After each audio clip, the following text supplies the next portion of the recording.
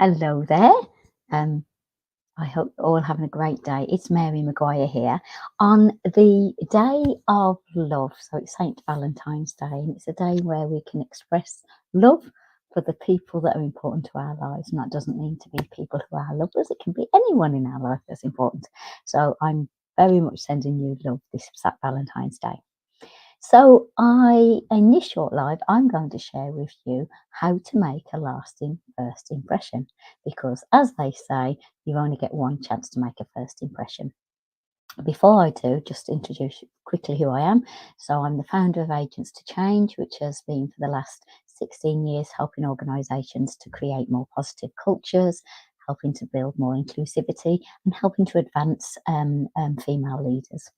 And I'm the author of The Inclusion Edge, which helps leaders to spearhead inclusion from their own authentic lived experiences, and The Female Edge, which is specifically helping women to build a career of balance, of authenticity, leading from their own values so that they can feel that their career doesn't have to take away from what's important for them in terms of their entire life.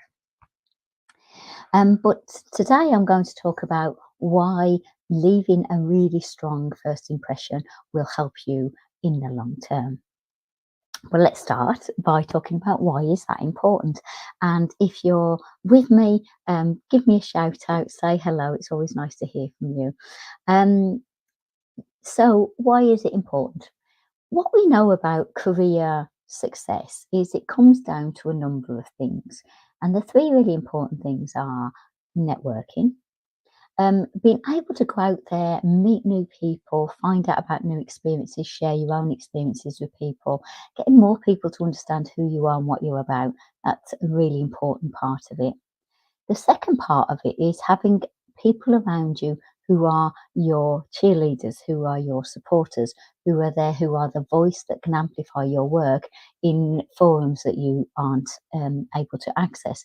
So that could be influential, what I call power brokers in your organisation, could be influencers in the industry, or it could be people who have been in the past your peer group or your bosses and who are now in other organisations, but you can go to and lean on for support.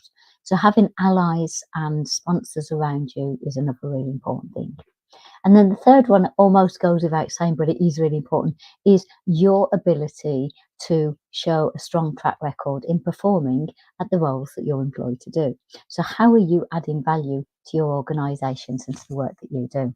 I'm just going to pull up my microphone to make sure it doesn't go funny. So they're the things, but if you think about it, the two that are going to be really important and the two I want to talk to you about are how do you find these allies and sponsors? How do you go to networking events and don't crumble? And that's a really important thing is if you're somebody who is generally a little bit reticent or a little bit shy, or you recognize that you have introversion as your preference, then you may struggle with large events or networking events, or you don't know what to say to people. And it's often the opening lines, the opening of the conversation, which will help you to move further. Because once you're inside the conversation and you've got to know somebody, it's very easy. So it's how do you open it up in a way that you feel confident and you can engage them in a conversation.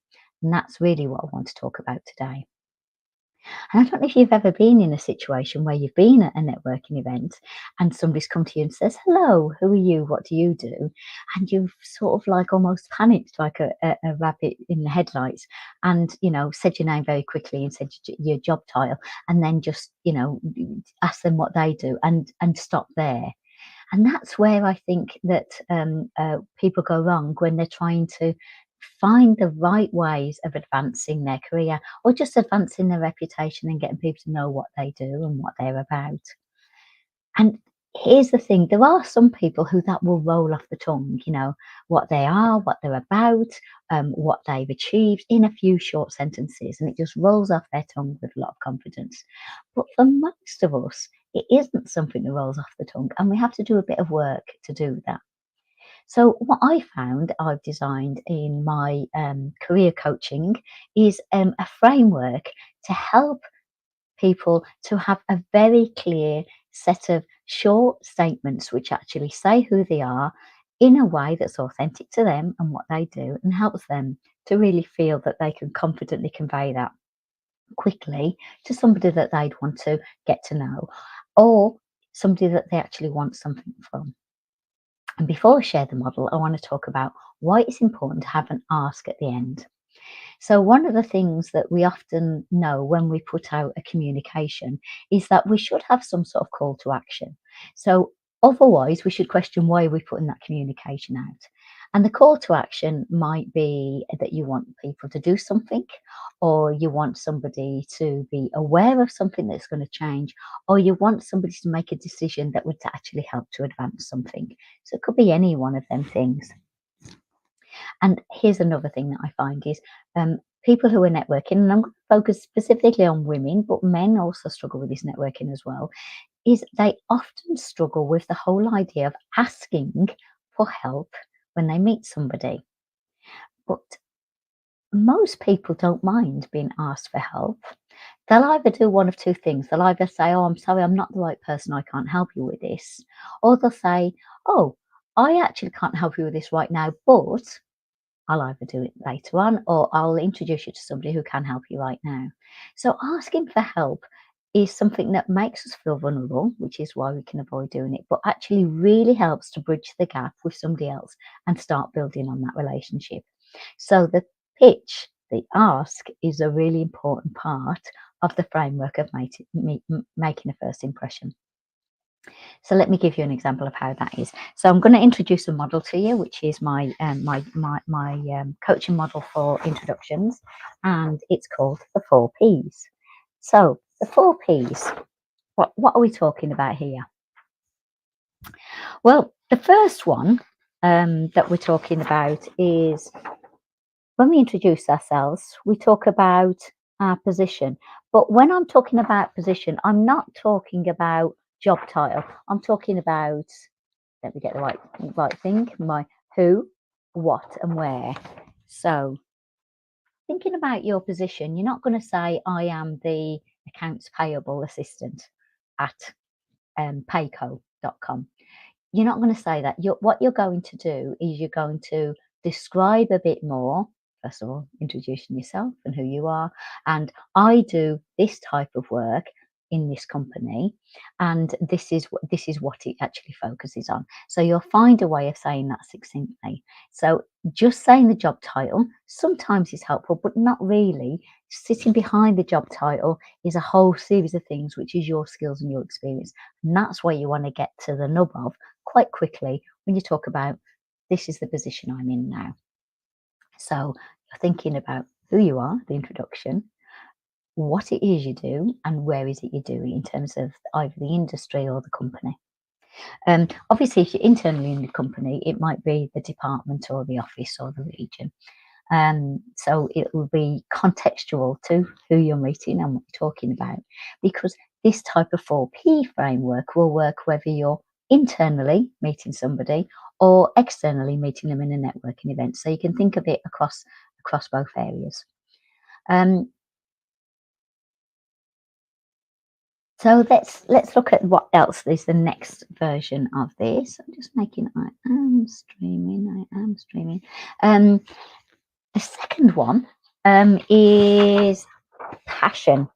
So, why do you do what you do? And what are the things that drive you? What are the things that are important to you, which we tend to think about in terms of our values and our motivation? So, what's your passion? What are the things that get you out of bed in the morning? What are the things that get you excited? What are the things that motivate you? And here's where I encourage people to get to an origin story. So, when was the first spark of passion that you realised that this was something that was important to you and was going to be a theme throughout your career? And we often think that that's quite a complicated thing to do, but I'll give you some examples of that to show actually it's not that complicated. And it's amazing how much of that we can have at our disposal, which gives people a flavour of us in, again, a very, very short insight and a very short example. So once we've shared who we are and what we do and what our passion is and our values, the next thing we have to include is our performance. And in performance is important is what have you done? What's been your track record in either the current job you do or in the past job? What does that look like? How is it achieved things that the job asked you to set out to do? How has it impacted people, processes, or systems in the organization? And how has that helped overall? So thinking about again a way of pulling out that performance in the way that you illustrate that your passion and your position turn into you being able to achieve great stuff. And I'm sure you do achieve great stuff, but you probably don't think about it. And again, here's the thing that sometimes I find with people who are struggle to network is they feel that they can't talk about their performance because they feel that they're blowing their own trumpet. But here's the thing, if you don't blow that trumpet, nobody else is going to do it for you. So finding a way to do it in an authentic way, in a voice that makes sense to you is really important. But you don't stop there. What's the last thing? The last thing you do is the thing that I mentioned is your pitch. At the end of your 4Ps, you should always think about what is my ask? What's my pitch? What is it I want from this person? And it may be just them being aware of who you are. It may be them introducing you to people. It may be them looking out for opportunities for you. It may be them just helping you to network a bit further. So whatever that is, think about that and think about what that ask is. And for some people where it's completely impromptu, you might need to think about that on the spot. But where you're going into a networking event, where you're going into a company event, you can think about actually what would be a really good ask and who would be the people I'd like to get in front of and ask that. And being able to think about that in advance and practice it will bring dividends. So if you put all four things together, you will make a lasting first impression. But let's look at what that might look like for you. So let me suggest how you put that together. So the first one I'm going to do is an example from a popular TV program at the moment. So I don't know if any of you have seen a program called Trigger Point, and it's a ITV program, and it's about a bomb disposal. A bomb disposal team. So in that team, we have the lead the lead character in that is a woman called Lana. So what I'm going to do is I'm going to give you the 4Ps for Lana. So here's what that would look like. Hi, I'm Lana. I disable bombs for a living so people don't die. You see, so that's the position. You see, I joined the army when I was young as I thought I wanted to fight. But I quickly realised I was more interested in protecting people, and so that's why I was drawn to the bomb disposal unit. And as a result of that, I've saved countless lives with my quick thinking and my help to catch untold number of terrorists, and that makes me feel really good about what I do. So that's the passion and the performance. Um, and what I'm really interested in is a new command post. I'm looking for one where my lead officer will help me with my people skills because I realise that while I'm really good at the technical side of things, I think I need a bit more help with the people side. And I know you're really good at that. And I wondered if you would know of anything that's coming up that you think I will be suited for. That's the ask. So you can see there, just take a breath. You see there's a picture of this person called Lana. So even if you've never watched the program Trigger Point, there's element of that character that comes through. And when you are outside of that networking, if you are the person that's received that four Ps, you will be thinking about that further on because there was enough of a little story in there to help you to hook onto this person and remember them. So that's why the four Ps helps to leave a lasting impression. So let me put another one together, which is maybe a bit more down to earth. Hello, I'm Jane. I'm an account manager in tech firm, which actually helps to create safe technology for big businesses. And what I do is I link the customer to the technology needs. I bridge that gap. And what I found, the reason I do that is I had a passion for translation when I was younger. In fact, I did languages as my first degree. And I loved the idea of translating something from one language to another. It just felt like magic.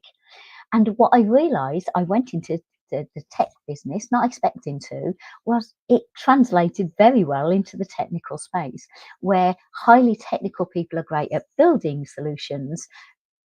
Customers with low tech experience are very good at explaining their needs, but getting the bridge between the two needed some level of translation, and I happen to be good at that. And I found that that's my niche, so that's what I do now.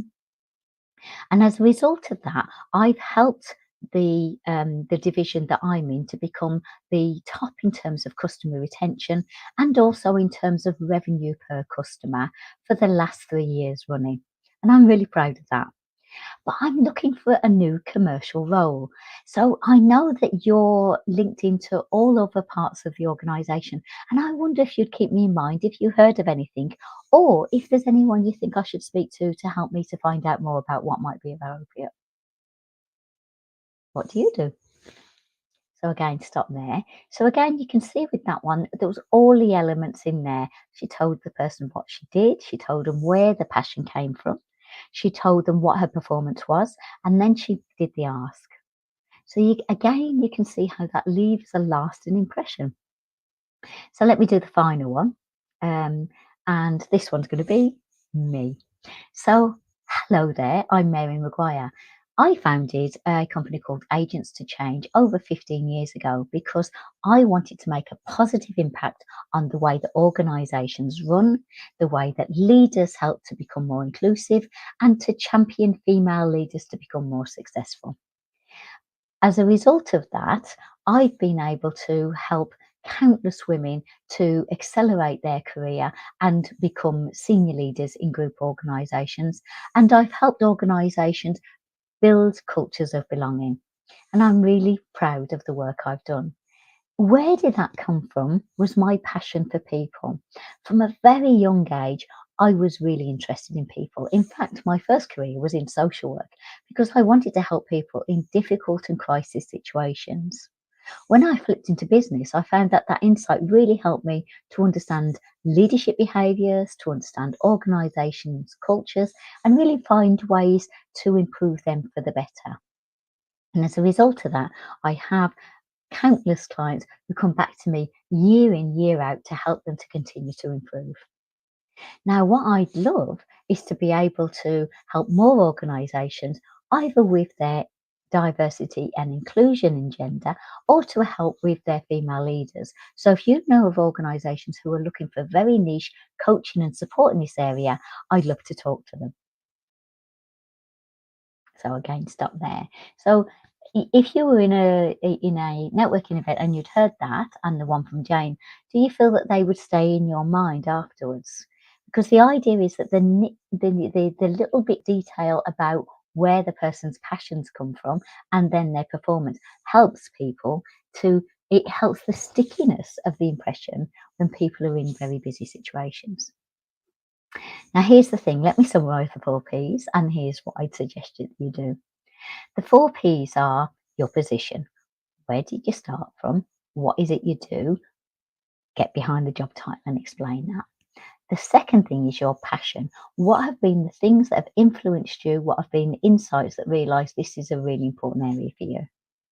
Then what have you achieved? What's your performance? And then finally, your pitch. What is it you want this person to have in their mind as a result of speaking to you? And you can see this only takes, maybe a minute and a half. And although if you're not used to doing that, that feels like a long time. But the person on the receiving end, it isn't that long. And I'd hope you'd agree when you're listening to this that them three pitches weren't a long time to listen to, but all of them left you with some element of the person, not the job.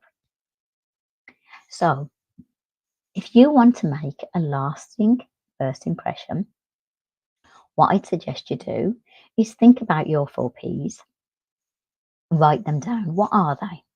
And then once you've written them down, I want you to practice and practice and practice, because this needs to be something that you can have as top of mind when you're meeting the right people. And it's often referred to as an elevator pitch. So imagine you are in a rush for work, you happen to be a bit late for a meeting, and you rush into the elevator, and the person in the elevator presses the button, they ask you which floor, you go into the same floor, you turn around, and it's the group CEO of your organisation, somebody who you have only probably seen in large format meetings and have very rarely spoken to. What do you say? If you have these 4 Ps in that elevator, in the few floors that you'd be riding, you'd be able to say to them, "Hi, I'm Jane. I work in accounts. It's so great to meet you. This is what I do. This is why I do it. But I'd love to know how I can make a bigger impact and bring more value to the organisation. Who do you think I should speak to about that?" And again, for the group CEO, that might feel a bit cheeky with the ask, but they're used to people asking them things for them every day. But you're ready because you've done the preparation. So work out your 4 Ps, do your rehearsal. And what I suggest as you rehearse is not only rehearse it as in writing it down as a statement, say it out loud, say it to yourself, say it to a little video and play it back. How does it sound to you? What are the words? What are the phrases? Say it in front of a mirror and say it as many times as you need to for it to feel comfortable for you to just say as if it was a very short amount of time with a really important person in front of you, but it to be natural. So that's what I'm going to suggest you do. I hope you find that useful. As always, I love to hear any feedback. So if you've got any comments, please put them in the chat or share them with me. You can IM me on any of my platforms as well, and I'd be delighted to hear from you. And if there's some further work you would like to know, if you're interested, I've got a worksheet that I can share with you. If you'd like to know any more, if you'd like a worksheet to help you with a framework for that, let me know and I can share that with you. So I am wishing you all the very best for this Valentine's Day. Thank you for your time and all the best in making a very great first impression. If you want more information, you can reach me at Mary at agents2change.com. That's the number 2, agents2change.com, and I'll be delighted to help you. Have a great day.